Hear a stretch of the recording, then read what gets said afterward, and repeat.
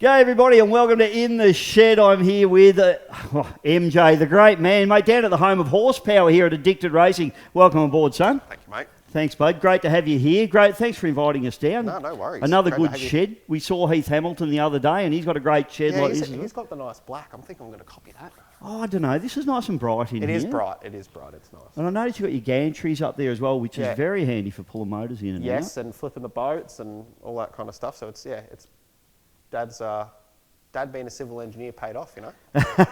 Yeah, well, Dad's been obviously a massive part of your career. In fact, probably drove your career from day one. Tell us a little bit about how it all came about, mate. You know, just from day one, was Dad racing boats or what was happening? So Dad grew up racing watching racing New Year's Day at Yarrawonga, right? So that's why our heart is so in Yarrawonga, because, you know, all Dad's memories of, you know, what he grew up watching was there. So anyway, he never raced, but he always used to disappear from their caravan site and go over and watch the racing and that kind of stuff. And so anyway, so then growing up, he used to take me to the Water Sports Centre drag boats, and that's where sort of my introduction. Rocky Prince with the piece and all that kind of stuff. Did you ever see that Dave Bishop and Kim Bull guys racing outboards and upsetting? You know what? I probably didn't. I didn't know whose you were. I probably would have, mate. 100%. Yep. It's funny when you look back on that. You go, oh, they raced there and they raced there. We've got some posters on the wall, and that are from back then. And I look at the poster, I go, oh, I remember that. But I didn't remember that or know at the time. So makes an impression on you as a young fella, doesn't it? It does. When it you really see does. Those boats, yeah. 100%. It really does. It's resonating. You know, like one that always stuck in my mind, Stone Cold. Yeah. Right. Russell Palmer, toe ball they called him. Had the big bald head. Yeah. So he was always like an interesting character hopping in and out of that boat, and he really looked like the name Stone Cold. And then you saw him, you're like, yeah, that fits. You know, it was good. So that started that, and then I remember. I reckon Mike Williamson was probably speaking with Slam and Sam on the microphones in 2007 Yarrawonga, right? Yeah. And he was saying, if any kids 12 and over want to try a junior boat, let us know and we'll hook you up with the APBA boats. And of course, I heard that.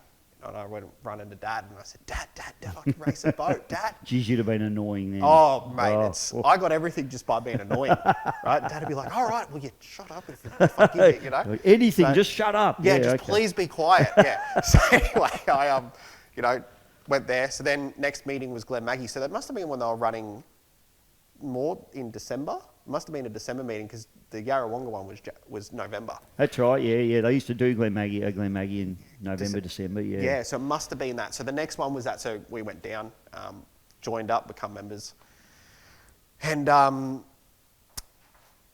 jumped in a junior boat and won my first race. Oh, well. So of course, Dad Addicted. goes, yeah. Straight away. So Dad goes, I guess we're going to have to get you a freaking boat. and as they would say, the rest is history from that. We progressed from there. So I went through probably 4 or 5 different junior boats, then into 25s, into 550s. So that was sort of the start of that. And the reason we're at Yarrawonga is in 2005, Dad went to, this is when the meetings were the other way around. So Dad went to Glen Maggie 2005. And he knew of John Backer and the rival team. And so he saw, excuse the language, a little fat fuck hop into Backer's boat, which was Crossy. And Dad's going, what's this little fuck going to do, right? Or it might even have been about 2004 maybe, I don't know. Anyway, so he goes, yeah, right. Watched him race, goes, oh, well, that's what he can do. Man can drive. Man can drive, right? Yeah. So then next time was, I think the next meeting would have been Yarrawonga. And my dad likes to say that Mum saw God, right? So she was, and this is no word of a lie. My dad likes to tell a lot of exaggerated stories, but this one is no word of a lie, right? So she was elbowing people off concrete blocks at Yarrawonga on the foreshore to get up there to stand and watch Crossy run. That was how captivated she was by him. Really, yeah. So I would have to say, I reckon it might have been an early meeting of Glen Maggie earlier in 2005, because then I think we watched back a run at Melton as a test between the two, and then it was Yarrawonga. So that must have been what it was. Yeah. So anyway, so then Dad loved it so much, he walked up to Backer, and he already knew Backer, and said, oh, do you want to do a 2-boat team? And they worked it out, and Rival 2 was born. There you go. Yep. So Crossy wheel standing a boat for the whole straight, it gets most people's attention. Yeah, look, I think so. Always did. It was pretty impressive. It was, yeah. And that was back when, obviously, the boat was white. Yeah. So I think it was, ran Glen Maggie ran that, and then later in 2005, the current, well, the last yellow Rival that Crossy was driving, that came out early, late 2005, early 2006. It makes me think, mate, because, you know, and you've had to endure my commentary since you've been a little kid. I'm sorry about that. No, nothing to endure. I always talk about, you know, the kids coming through the ranks learning to drive those junior boats and then the little 25 boats. Like, I've raced lots of outboards in my life. I've jumped in a couple of 25s in my time, and they are the twitchiest, flightiest, hardest things to drive. Now, we all know, and we'll jump to the end of your career later on, but we all know you drive these boats really well, mate. You know, you've jumped straight in, gone 6 litre, you were straight on the money there. You jumped in the blown boat, although you've had some mechanical drums. Everyone can see the talent that is there. Do you attribute a lot of that to that junior stuff? Absolutely. You know what? I contribute it to the little tunnel boat that I run. So I'll get to that too. So when we got into 25s, we went through 3 different hulls. And so I probably drove all 3 main types of hulls that they were running in those 25s at the time. So there was the tunnel deck, the wing boat, then the drop deck wing boat. Yep. And sketchy little boats to drive. Oh yeah. And that tunnel boat, the tunnel deck, well, as they call it, it was funny. Like, we set it up to run it on the water, but not on the water, still off. And it was all right, but we were getting our asses kicked. And I think it was Mark Shepherdley, obviously he had him, and he goes, no, you have to fly that boat. Get some trim into it. And flew it, and off it went. And for the people watching at home, these boats, you can't just trim them like in a big boat. You have to do it manually, mechanically, before you head out into the water. Yeah, so you've got to, and look, the rules have been adjusted since then, and people do some sneaky stuff, but it was, you had to people cheat? Can't believe that. No, it's crazy. So, but you had to have it on the factory mount, I believe was the rules, and you had to use the pegs on the factory mount to set and trim. Right. But what a lot of people were allowed to do in the end, I actually do believe this was to the rules, they were allowed to have a jacking plate or a jacking bar, so you could take it off the hook, put it on like a sort of a V plate, and then have finer adjustments, and that's what we did. You had a bit of all thread, and you just wind it in and out, so you could set it up how you wanted it. But I've got a story about that too. Go on. So that's why we're here. Yeah. So my first ever crash, right?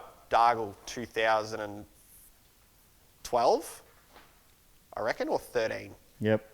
This is after I got the Paul Medill built 25 boat. Yes. And I was made to take his fancy bracket off it. Remember the... Yes, he built this contraption that looked amazing, but was probably illegal. Yeah, it was illegal. Yep. So anyway, so we had to take that off, and we went back to our standard system with the V bracket. Anyway, so this is why they don't let me touch the tools, by the way. So I'm standing here 2 weeks before Dargle. The boat is probably sitting on the floor right where we are right now. The engine's on a stand. There's nothing in the boat. And I said to Dad, I'm going to race Dargle. And he goes, well, best you put the boat together, son. So I did exactly that. I put the boat back together. What I forgot to do was on that bit of all thread, you had the 2 lock nuts. Yes. Well, I only did one up. Okay. Right? So I didn't lock it with the second nut. Mm-hmm. So anyway, so we went to Dargle, did all 6 races, blasted all weekend, was fine. Yep. Then they're like, we're going to put one more race on for the 25s. And I said, okay. So we went out, 25 550s. And Yamato's actually, so there was like 12 of us on the course. Yeah, we've been a lot of boats. They get a lot up there in Sydney, especially Yamato's, Yeah, so there was like 12 of us on the course, and I was in about pole 11. Anyway, went down the chute, turned, hooked it, and the boat sort of did a weird hook and then come back together. And what it did when it did that nut had unwound and it jacked the motor in. So then when I straightened up and turned, it drove the nose in and rolled me. Oh. Winter. Fun and games. Winter in Dargle. Winter in Dargle. You reckon I could move after that? Oh, that would have been, chilly. Takes your breath away, doesn't it? When I've put a few over in winter, and the first thing is you go, Yeah, it was. Yeah, I was. My God, it was cold. But it was funny. The whole weekend we beat all the 550s and all the Amatos with a 25. Yeah. So everyone offered to pull our engine down to fix it after the rollover. I bet they did. I bet they Dad did. goes, yeah, go for your life. They had the measuring tools out there, making sure the yeah, ports... well, we'll proper rebuild it for you. Yeah. Anyway. Fantastic. Well, mate, we've got the reason we're here, the Blown Boat Challenge coming Yes. up. Australia, New Zealand, which we got the Rat Attack boat, I believe, coming out. Yep. And, of course, the Americans coming out. Now, you haven't put your backside in this boat for a little while. No. Because you had an engine. You ran me through before, but Yep. just run me through what happened with the engine when you got it together. It was about 12 months ago. Yeah, so obviously we had it built a fair while ago. It come over in the crate. We were still mucking around with the ProCharge engine at that time. We made I'll put my hand up, we made an error tuning adjustment with the ProCharge engine, heard it, couldn't get it fixed very quickly, so I said to Dad, well, I think it's time we put the big boy engine in the boat. So we did that, put the big boy engine in the boat, and first time out at Windsor, it hurt itself. So once we ran through it, we found a few issues with the way it was put together, so we decided, well, let's get it rebuilt. Yeah. And that, it was, look, it's as good of a bad situation can be. It had a silver lining as we then hooked up with Trevor Stanley. Yep. And getting that relationship with him has been amazing. He's great to deal with. You ring him, he answers. I do all the computer work. So he goes, just send me a photo of the screen, and then we make the adjustments and we go out again. So it's, him rebuilding that engine for us and creating that partnership, great step. Because it's we didn't really have someone, and it's not like that anyone else in Australia isn't any good. Like, obviously people that come to mind, Brett Nidgery, right? Fantastic. Got some great engine builders in Australia, yeah, absolutely. But he's got probably eight boats he looks after. Yeah, and Trevor being a blown boat driver, for those that don't know, Trevor Stanley, Mr. Ancient Orange, Mr. Mongoose of late, from South Australia, Adelaide Speedboat Club, understands the boats, drives them. So I think when you drive them and you're an engine builder, it's a good combination to have. Yeah, and he's very much like me in terms of I'm not a tune the crap out of it and get every bit of horsepower. He's a lot like me. He's like, well, let's build on it. Let's get to the point where you're comfortable. So it's great having someone that sort of wants to work with you and does things a similar way to you do. I did have this discussion with Heath Hamilton, and I'll just touch on it with you as well. You don't need to rehash old stuff, but there's got to be some sort of point where these engines can make so much horsepower, and these boats are, anywhere between 18 and 21 foot long. Is there a point that you get to where there's just too much horsepower for what the boat can handle? I'll steal a saying from one of my good friends, Michael Newton. There is no such thing as too much horsepower. It's not enough control. Fair enough. I've always said sex, money and horsepower, you can't have enough. Yes. But no, look, I definitely think there is a point where you put too much power into these things. I haven't got enough experience in the boat to obviously say that from first-hand driving experience, but standing on the bank for a lot of years, watching, I studied a lot of different drivers, which has probably made me into the driver that I am today. Obviously, I had Crossy as a mentor, I had Brian McCosker as a mentor. Obviously, them passing while I was still young, it was obviously hard to get some pointers out of them now. But let's touch on that. Sorry, and I'll just stop you there while we're on that. Does that have an impact on? Do you want to keep racing when you see guys like this that you look up to pass away doing what you want to do? At the time, no. No, we stopped for a couple of years. And what got us going again was going, well, Crossy and Brian would want you to keep racing. Yep. And we saw, unfortunately, it took a few people in 1 year to pass for us to really get our crap together in this sport and move forward with safety. And we saw that, so we were a little more comfortable. Yeah. And the most heartbreaking thing about Crossy passing away was, I was saying earlier before doing this, that Pure Adrenaline was sitting in that spot for many years. Well, it was sitting in that spot because Malcolm Jemison was at that Yarrawonga race meeting coming home with us to put a cell in Pure Adrenaline. Yeah. That was going to be the last time he drove an open deck boat. Yeah, it's just... So, and the proof's in the pudding. 15 years later, we have not had a death, and I would say we probably even we've had some serious injuries. Yep. But I wouldn't say any of them were close to a death. And we've had no real life-changing injuries. You'd say that no one's lost the use of their legs or their arm like can happen in ski racing. We saw that unbelievable crash from Andrew Walmsley. Yep. And there's probably a little bit of luck involved, you have to say. Yeah, look. But if that was an open deck boat, he wouldn't be talking about it today. No, exactly. And with the speed and power that they were pushing in those open deck boats compared to what they were doing in the early 2000s is insane. And the three big crashes that stand out for me was, you had the Real Thing, big blowover in the Kilo run. Yeah. Dean Gleason's crash and Bite Me. Yep. And Andrew Walmsley's crash, right? And you look at all three of those crashes and you go, the fact that they were walking and talking after that. Yeah, is testament to the fact that they've got it right. And I think, I agree with you, mate. And I think powerboat racing has got it right. It's never going to be perfect, never. No, but you can't have perfect. And there's always risk. Yeah, absolutely. It's a high-risk sport. It is. There's Any always motorsport is. Yeah. Yep. But I think now, I go to races knowing that my friends probably not going to kill themselves, and that's pretty cool because there was a period in time where we were scared to go to a race and watch these guys race. I mean, it was part of the attraction, to be fair, but I think the older you get, the more you think, I don't want to see that happen anymore. Yeah, it's funny that probably the one scarring that followed me is I can't watch open deck racing even now. Like, even the 85, 95, 105. No, it freaks me out, eh? Yeah. Especially when I know people in the, like when I was watching Jimmy Mullins and Breakout run around, and I was really close mates with him, and God, it freaked me out. Yeah. And well, we saw Mark Schultz got pretty badly hurt over in South Australia. Yep, that freaked me out too, and I didn't see it because I didn't watch it. I heard about it. Yeah. And I've seen replays. Yeah.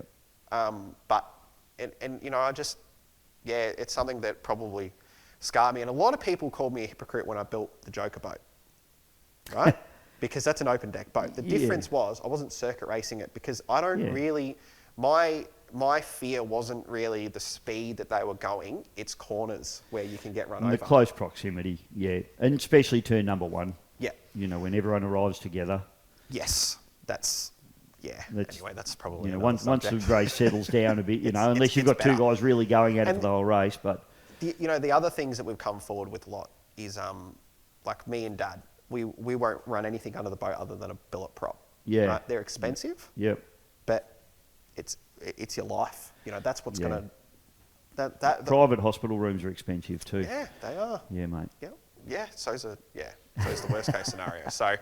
Yeah, well, we have got the Blown Boat USA versus Australia versus New Zealand coming up. It's getting bigger. I hope no one else joins in. It's going to be really hard to. It's going to be a fair mouthful for the poor old commentators. Oh yeah. 17th and 18th and 24th and 25th of January, 2 weekends in a row. First at Mildura. Yep. You raced at Mildura? I have, mate, and I've been begging to get back there to race. Yeah. It's, did a lot of 25s there. Did a lot of juniors.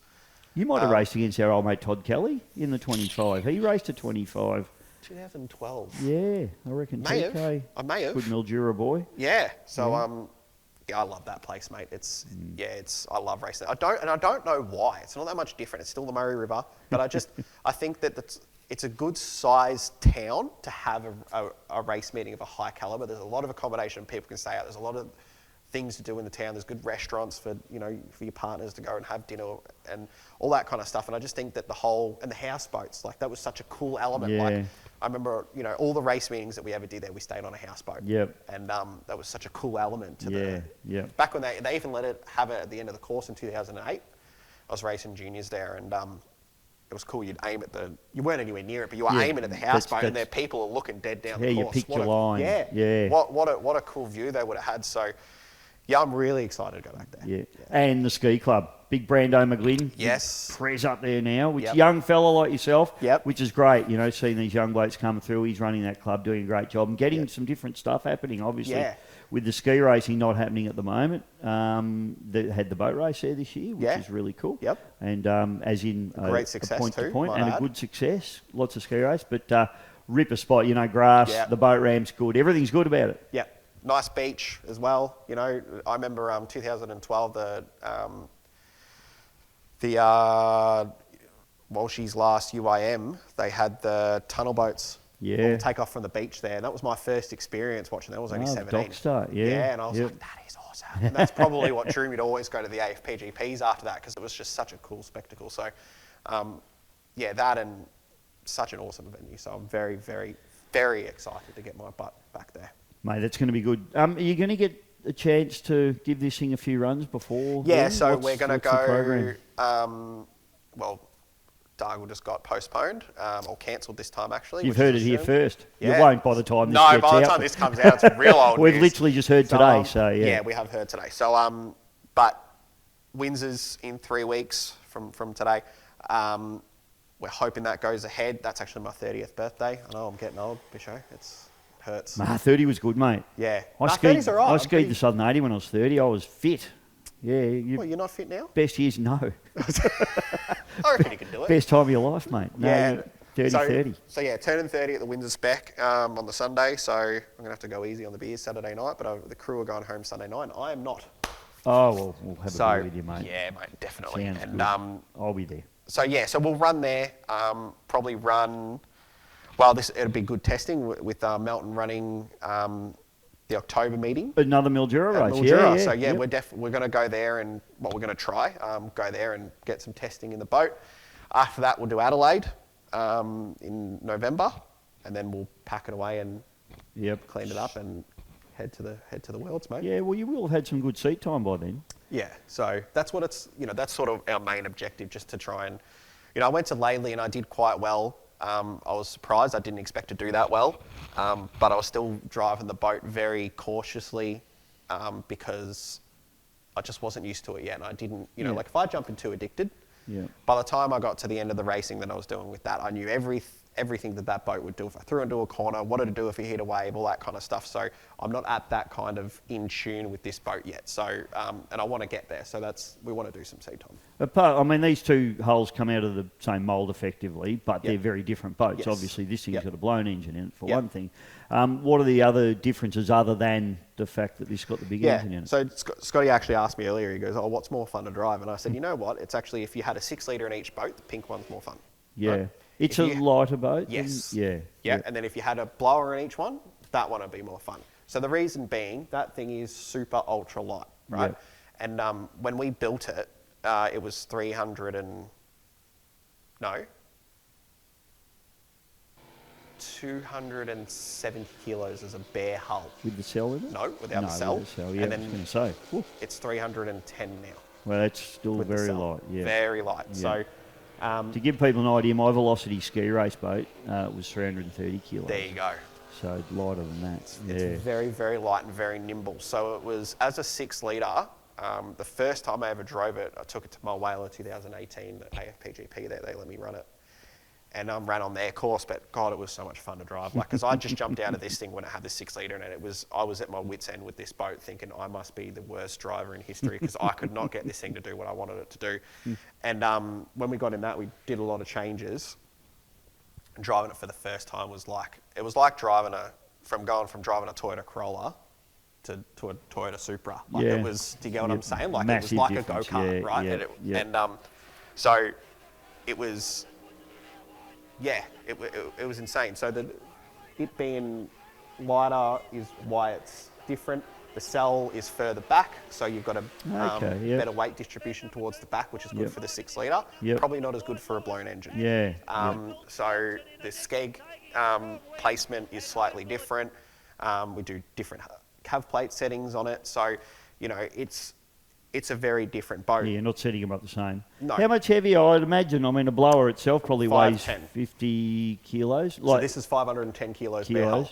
The engine-wise, what would the blown engine be? Do you reckon difference? I reckon it'd be another 80 to 100 kilos. I would have thought a 6 litre, yeah. At minimum. Well, the blower itself probably weighs. Plus it's up higher, mate. So and you can feel that. So that was one of the things that everyone told me. They said you're gonna feel that when you throw it into a corner. Yeah. I can a little bit, but not as much as I thought it was going to be. Like I thought, if I really throw this thing into a corner, it's going to want to high side and go right. It doesn't do that. Yeah. But you can feel that it's up a bit higher. Where that thing, you off on the rough water, it just didn't move. Always fascinates me the blown boats, and I've never driven one, obviously. But I've seen plenty of them run, as you said before. You watch them race. Yep. These things accelerating out of corners. In the 6 litre boat, I mean, to a point, you can probably just mash the pedal and go. Yeah, well, it's funny. I had an argument with people for years on how to drive a blown boat, and everyone said, "Well, you've never driven one, so shut up." I said, well, "That's a good point. Fair enough. I'll wait and I'll put my money where my mouth is when I drive Now it." you've driven one, you can give us your opinion. Yeah, well, I haven't raced it enough to probably have this as a solid theory, but my theory behind driving the boats is still flat out. Yeah. Right, and control the pitch of the boat with the cav plate. So that's what I do. And the video that got put up after Labour, you can see it come out of a corner, smash the pedal. Yep. You control it with the cav. Drive it hard on its nose, but give it full throttle. Correct, and it'll still allow it to pick up and go, but you've got control of the boat with the cav. My opinion with when you're trying to drive it on and off the throttle, that's when they'll bounce because those props become more efficient the faster you go. Yep. So if you adjust your pitch of the throttle midway through coming out of a corner, instead of it slipping, it'll grip and jump the boat. Yep. My opinion. Yep. So you're basically looking for a little bit of wheel spin out of the corners. Yeah. Keep that's it spinning how and how I've always done it at the 6 litre. Yeah. It was how I always saw Crossy do it. Yeah. If you listen to how he, you watch videos, you listen to him come out of a corner, it's like a... You'd hear it like sort of a- wheel like a spin torque and then converter in a the car. boat speed catches Yeah. up to the propeller speed, yeah. Yeah, so it's... so I've always done the same thing. And so when I jumped in the blower, I was like, well, that's how I'm going to do it. And it seems to work.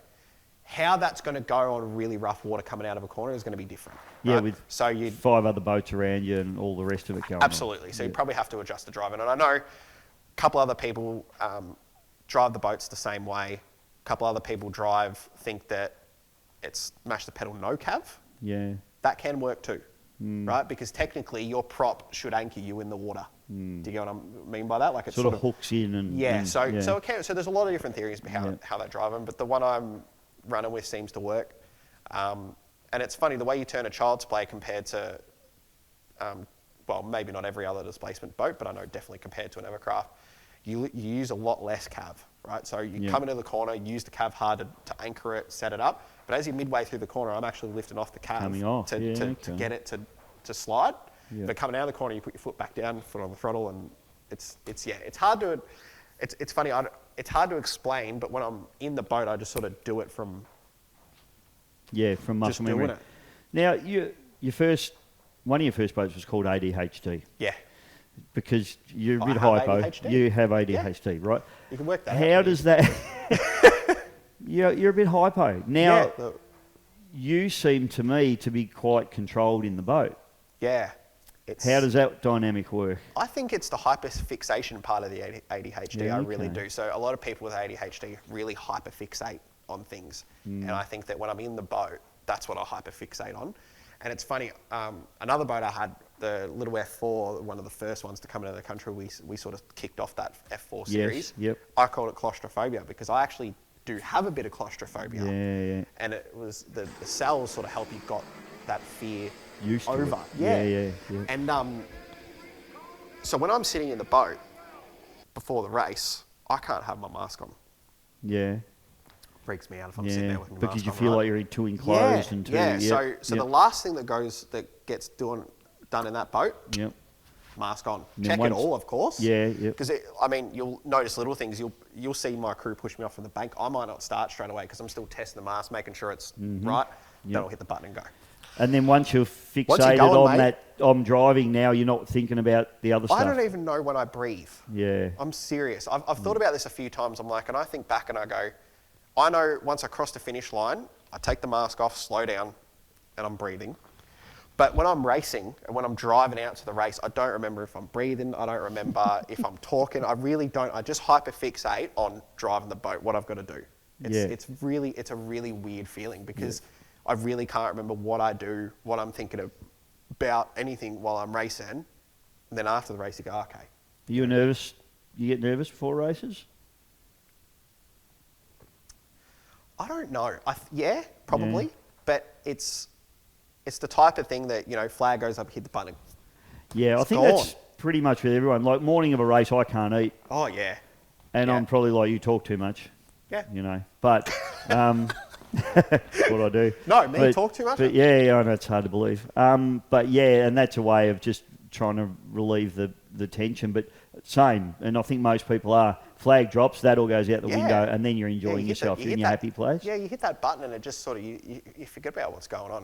And I think that probably if you don't forget about what's going on, that's probably going to affect how you drive. Oh, I think if you're starting to think about consequences, then you're not going to be fast, are you? No, it's not so much the consequences, but if you can't get yourself in the zone, then there's something maybe else going on. But Yeah. I just know that, the minute I hit that button, and it's been like that since juniors. Yeah, yep. What's the story behind the Addicted name? Yeah, well, so we're getting the new boat built, the 25, through Paul Medill. And anyway, I think I was mucking around at home and Dad goes, "Stop doing that, you dickhead." Right? And Mum goes, "What did you say?" And he goes, "Oh, no, I was just saying that we're going to call the new boat Addicted." I tell you what, he's smooth, your dad. Isn't he? He's good, You'd love to be as good as him. Yeah. Oh, never. I couldn't be half as good as that man, No, trust me. many of us could, mate, to be honest. But anyway, so here we are. We call the boat Addicted. And Really? I think that a lot of the reason the name resonates with me is like it really is like that the whole sport resonates with a lot of people. The whole sport is addictive. Yeah, absolutely. It really is. And, it's... And you ADHD, addicted. It's Yeah, all in the same yep. spectrum, isn't it? 100%, mate, There you go. yeah. But it was all because your father's shit scared of your mum. Yeah. Yeah, cool. Yeah, we'll go with that. I'm good. I'm good with that. That's awesome. You know what? It's funny you say that. Crossy, I reckon the only person that Crossy was scared of was my mum. That's good. Yeah. Yeah. Yep. Yes. The girls, mate, they keep us. Girls keep us under control. Yep. Don't they look want to mess up too much. Yeah, they give you that look and you go, yeah, That's I'm going right. to rethink You know. all of my choices. Yeah. So, mate, we moved from Mildura to Berry. Yes. Now, you've another track raced I at love. Berry. Yep. Great track. Another great town. Great club. Absolutely. Yeah. You're pretty pumped for that. You're I going am. to take the week off. What are you going to do there? 'Cause Yeah, you're a we week are. So apart. it's funny. We were talking about that earlier on the group chat, and so we'll go Mildura. We're going to caravan it. So I've got my caravan, then we're going to hire another caravan. Very all the cool. crew, and we'll swag caravan, all that kind of stuff. So it'll be a Beautiful. bit more intimate for the crew. Yep. So anyway, so we'll go to Mildura, race there. We'll go back to Yarrawonga, hang out at the house. Okay. Have a Yep. couple of days to swim in the pool and gather our thoughts and have a bit of a debrief. Hopefully not have to rebuild too much stuff. Hopefully not have to rebuild too much stuff like the last time I did the Worlds. Had to rebuild everything between those two meetings. Yes. And then we'll go to Berry. So we'll have the crew in total have about 2.5 weeks off work. Oh, so beautiful. it's a big commitment for them, and Yep. it's very appreciated because I think I was having this conversation with Scotty. It's getting a consistent crew these days to want to have that much time off work, away from their families, away from all that, is really hard. And we normally have a rule that we don't let too many outside people from the team come away racing because it can take away the focus of the crew members. Yep. But it's hard because, if they're taking time away from their families, Yeah. you can't expect them to do it all the time. So Yep. for the Worlds and for Windsor, actually, where one of the crew members is going to bring his wife along, Yep. and she'll probably just hang out with my missus and cook us some Perfect. food or whatever. But it's, Looks hopefully- like you're cooking, mate. Yeah. But it's, because I can't ask him to have 2.5 weeks away from his family in January. Yeah, that's right. And it's How do not you do it's that? not a paid gig, It's all voluntary. We do it because we love it. They get paid in alcohol. Yeah, well, that's good at drinking that, let me tell ya. And that's probably more expensive than Only on a paying them Sunday night. proper money. Run us through your crew. Tell us who your crew. Who are they? What do they do? So I've got a few. So we've got some that are going to do Mildura, some that are going to do Berry, some that are going to do all of it. Yep. So obviously, main man, Dad, Stevie, Day. Yep. He will do, I think he'll do Mildura, not Berry, because he goes away for Australia Day weekend. Yep. We've got CJ, old faithful CJ. He's been my longest friend, been friends for over 15 years. So he'll bring his partner along. Connor will do Berry.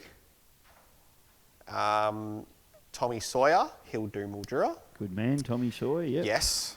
So he was an original crew member of mine. Yeah. And he's come back. It's good to have him back. Steve Watson will do both. Old Yep. Watto. What do we used to call him? Spinderella? Spinderella. Spinderella, yeah. Been around a few times. And then it was Titanic. Oh, yeah, Titanic 'cause Watson. he sunk. Yeah, He yeah. sunk, yep. Yep. Mm. So he's coming. I think that's about it. That's So good bit of a crew. Tight, Good yeah. crew. And Trevor Stanley will help us out at both meetings. He'll be, Yeah. So. yeah. Not too far for Trevor to go. Will Trevor be racing? Is he I not? think so. He's still trying to get his boat sorted. Yeah, he had that drama with Mongoose, didn't he, at the Adelaide Speedboat Club? Spun it Yeah. and it sunk. Yes. Nightmare, salt water. Ugh. Yeah, I was speaking to him about that, and I was actually while he was rebuilding our engine. I felt real bad because I'm like, you should, and he goes, no, well, there's only so much I can do. Yeah. So he actually had to strip every single nut and bolt out of that boat. Yeah.